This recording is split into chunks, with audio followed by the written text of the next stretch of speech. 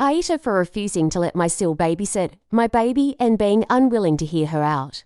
My husband and I had to be somewhere for our older child, so we asked my MIL if she could watch our 3-month-old son for a few hours. She said of course. Unfortunately, when we went to drop him off, she wasn't home and one of my husband's sisters, Jane 21, was instead. Apparently, my MIL wasn't going to be home for a bit, so Jane agreed to watch our son for some time. I immediately said no because, well, Jane believes that babies don't feel anything. She thinks that they cry for no reason and we shouldn't respond to their cries ever for whatever reason. And that not responding won't have any effect on them. She thinks that anything we do to babies during this period of their lives will have absolutely zero effect on them in the future. She will often call them mindless too. My husband called his mom and we politely explained our concerns and then hung up because we were extremely busy already and now we had to find another babysitter as well.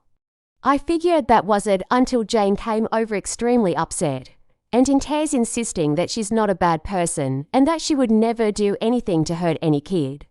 She then accused me of discriminating against her because she doesn't want to have kids like everyone else in the family.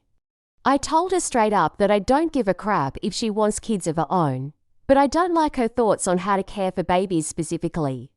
Instead of trying to understand me, she doubled down and said that her way of dealing with babies makes sense and that I'm wrong and I'm just extremely sensitive in nature, so of course I don't get it. She kept arguing with me about how to take care of my baby, so I just asked her to leave, and she blew up on me. My husband even told her to calm down and that it's not like we're preventing her from seeing our kids altogether, but she just went fuck you and your dumb ass kids and left.